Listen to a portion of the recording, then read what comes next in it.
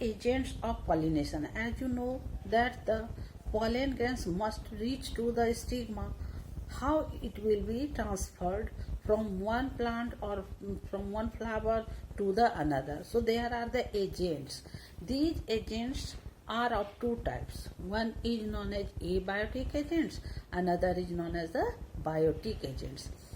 In abiotic agents, it includes wind and water, whereas biotic agents in it includes animals. Reptiles, mammals, insects, birds, they play very important role in transferring the pollen grains from the anther to the stigma. Now, the flower, if suppose there is the agent like wind, how the flower is adapted and it promotes the pollination by the either wind or the water. Let us see adaptation in flowers for pollination. First one we have to discuss, my dear students, that is known as the wind pollination. It is also known as anemophily. The form of pollination in which wind distributes the pollens is called anemophily. We can say the characteristic features again. What should be the flower source? The pollen grains are light in weight. First of all, just you see that if it is light in weight, it can easily float with it can easily move from one place to another by the current of the wind. The pollen grains are light in weight. Next condition is that pollen grains are very light in weight, non-sticky, dry and winged. Means the pollen grains have wings. That's why it can fly easily in the air. Well exposed stamens for easy dispersal of pollens in the wind. Third condition is that stigma is sticky. Just you see. The characteristic features is that stigma must be sticky, huge and feathery.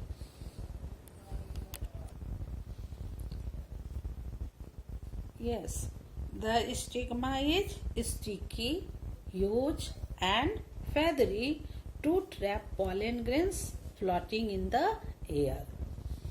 Numerous flowers are packed together to form inflorescence. Next condition is that flowers normally have a single ovule. Example is the maize and many other grasses. My dear students, here you can see the entomophily, how the insects, they are searching the safe place for the pollination.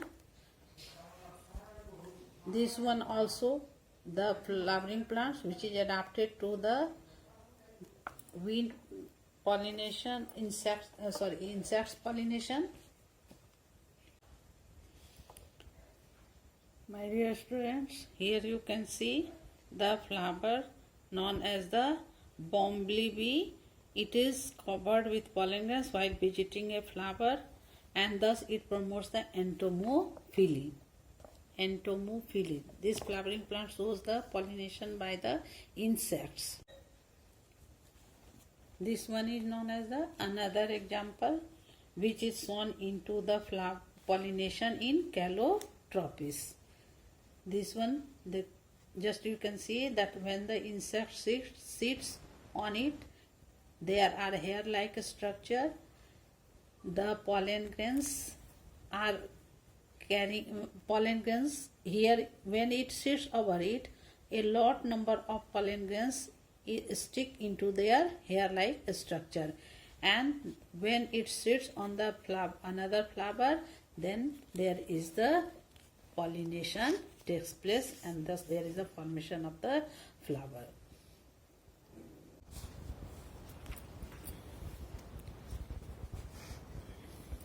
My dear student, this is an example of the wind pollinated plant showing compact inflorescence and well exposed stamens.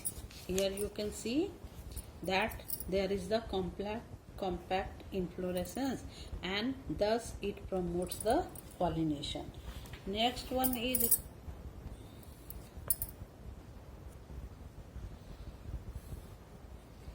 the maize, which promotes the anemophily. It has male flower and this one is known as the female flower. How the pollination will occur? Just you see, pollen grains are here, which is light and numerous in number. Female flower is here. The transfer of pollen grains from the stigma takes place and thus it promotes the anemophily. Next condition is known as the adaptation for water pollination. The plants which shows the water pollination, commonly it is known as the hydrophily. The form of pollination in which pollens are distributed by water is called hydrophily. It is very common in algae. As you know that the algae, it is the plant which is known as the wet loving plant. Its habitat is water, so it promotes the water pollination. In case of bryophytes also, it is known as the first plants of which grows in the terrestrial land, so it also favors the water pollination. Pteridophytes, and there are some angiospermic flowering plants. These plants are also adapted to the water pollination. Now, just you see the example of the Vallisneria and Hydrilla are submerged freshwater hydrophytes in which hydrophily is observed.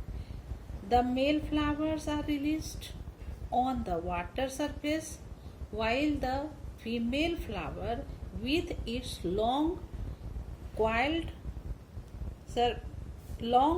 stalk reaches the surface for pollination. Here you can see the example of hydrophily and the example of the plant is known as the Vallisneria. This one is known as the male flower and it is known as the female flower. The coiled stalk of a female flower and it is known as the male flower. This releases the pollen grains, it floats and reaches to the surface and thus pollination is carried out. In sea grasses, female flowers are submerged in water to receive pollen grains for pollination inside the water. Pollens are long, needle-like and are carried passively by water current. Zostera is a marine angiosperm in which hydrophily is observed. The pollen grains are coated with mucilage to prevent wetting by water.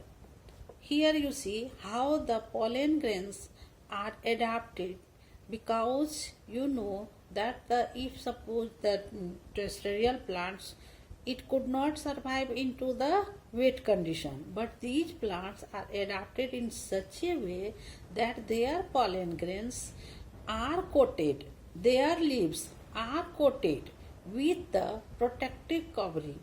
As for example, my dear students, all of you can see the lotus plant which can float on the surface of water and there is no any water droplets over it. How? Because it has the waxy coating. Here the pollen grains are coated with mucilage and thus it prevents wetting by the water. Thus we can say that the condition which promotes the water pollination, the flower also shows some adaptation. Now we will see the insect pollinated flower. The plants which shows insects pollination, this is also known as the entomophily. The form of pollination in which insects distribute pollen is called entomophily. Here, flowers are large, sticky and brightly colored. They have honey and nectar glands which are highly fragrant to attract insects. The pollen grain surface is sticky due to exine layer and stigma is sticky due to mucilaginous secretions. The flowers offer floral rewards like nectar and pollen grains for pollination to insects. In some species, floral rewards provide safe place to lay eggs. Example is known as the Amorphophallus. The next adaptation is that the flower sometimes secretes the foul odor to attract insects like flies and beetles. Now we can see through the diagram how the flowering plants are adapted to show the pollination by insects. Let us see the diagram. My dear student, here you can say that how the insects, it promotes the entomophily. This is the common flower which you see. Its name is petunia and it is being visited by a moth and thus the pollination is done.